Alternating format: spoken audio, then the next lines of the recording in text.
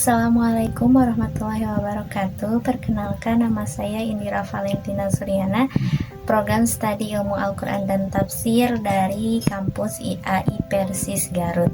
Di sini saya mau mengambil salah satu tema yang telah dibahas oleh dosen kami, yaitu Al-Ustadz Husain Jainal Muttaqin, LC-MPD, tentang ilmu tauhid, yaitu Nawaqidul Iman, pembatal-pembatal iman. Nah, pembatal-pembatal iman itu ada 3. Yang pertama syirik, yang kedua kafir, yang ketiga nifak.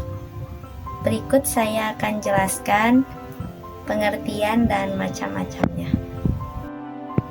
Yang pertama yaitu tentang syirik. Syirik adalah memohon kepada Allah, juga memohon kepada selain Allah, membuat tandingan atau saingan untuk Allah, padahal Allah sendiri yang menciptakannya. Dan dosa syirik ini itu dosa yang paling besar dan tidak akan pernah diampuni oleh Allah, karena sudah mendoakan Allah. Dan dalil tentang syirik ini ada di dalam Quran Surah An-Nisa ayat 48. Bisa dicek ya. Nah, sekarang macam-macam syirik.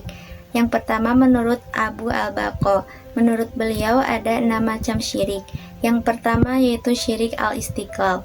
Syirik al-istiqlal ini adalah menetapkan adanya 2 Tuhan atau lebih tetapi berdiri sendiri, seperti contoh syiriknya orang Hindu yang menetapkan adanya 3 Tuhan, yaitu ada Brahma, Wisnu, dan Siwa. Brahma sebagai Tuhan pencipta, Wisnu sebagai Tuhan pemelihara, dan Siwa sebagai Tuhan perusak. Yang kedua yaitu syirik at-taba'id, yaitu menetapkan Tuhan itu ada beberapa Tuhan, seperti syiriknya orang Nasrani, ada Tuhan Bapa, Tuhan Anak, dan Roh Kudus. Yang ketiga yaitu syirik at-taqrib. Syirik ini adalah syirik yang untuk mendekatkan diri kepada Allah dengan perantara, seperti syiriknya orang jahiliyah terdahulu. Dengan membuat patung bisa mendekatkan diri kepada Allah.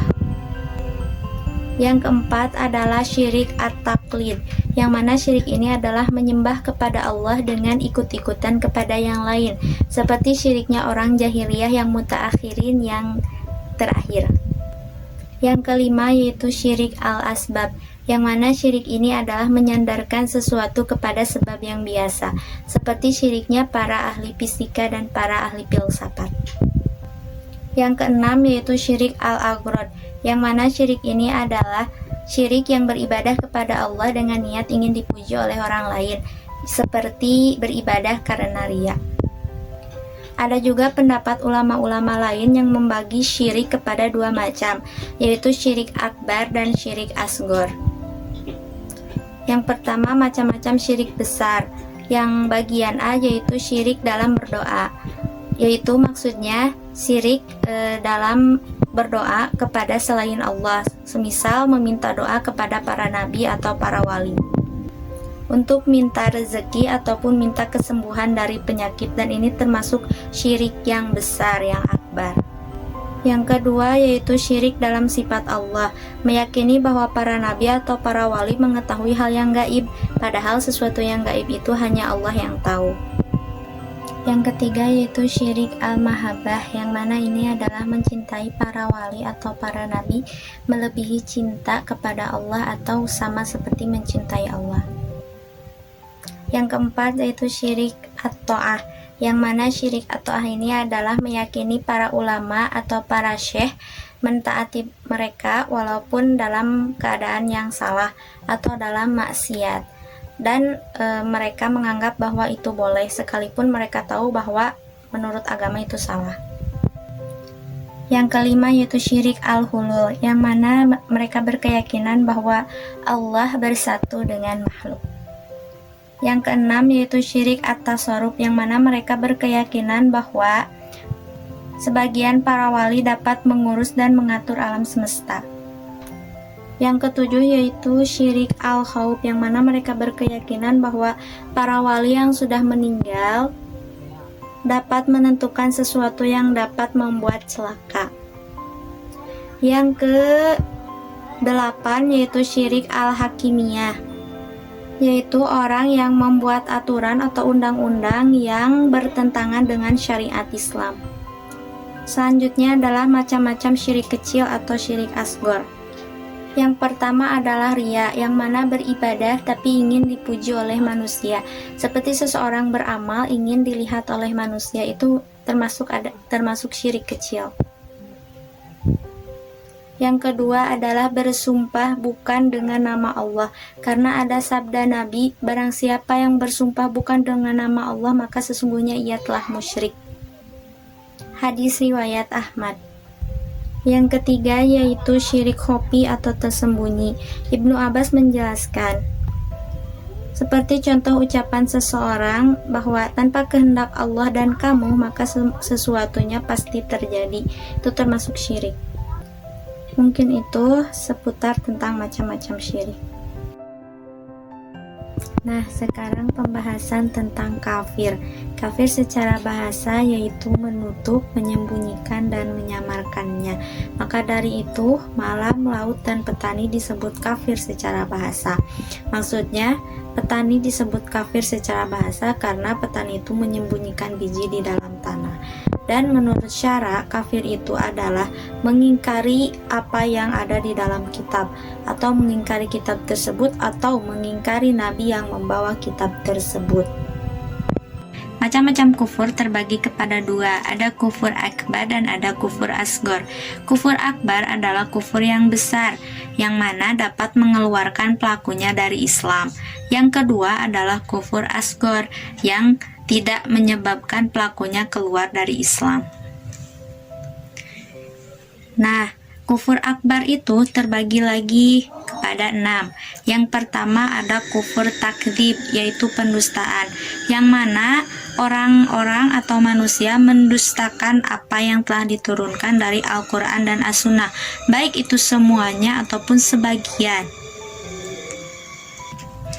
Yang kedua yaitu ada kufur istikbar, yaitu menolak perintah, yang mana dia sudah meyakini tetapi menolaknya, seperti kufur iblis,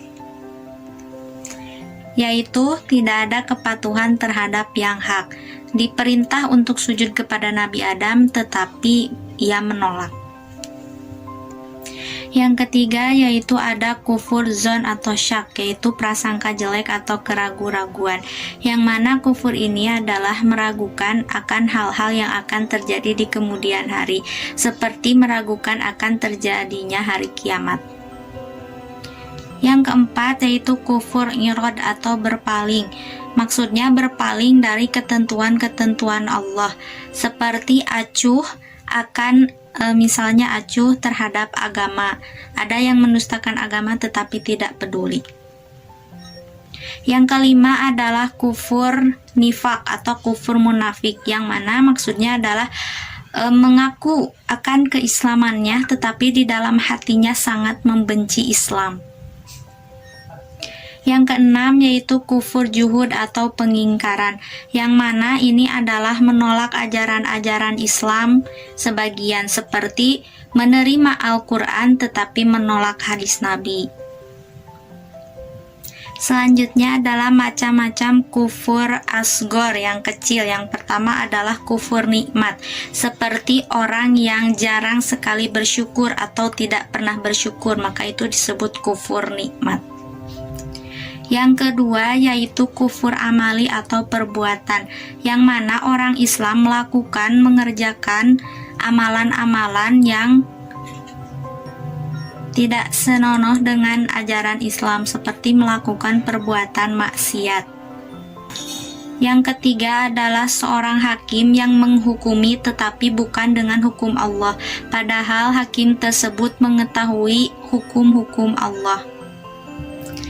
Yang keempat yaitu mengingkari kebaikan suami atau mengingkari kebaikan-kebaikan orang-orang yang sudah berbuat baik kepada kita tetapi kita menganggapnya tidak pernah melakukan kebaikan sedikit pun. Itu termasuk kufur asghar.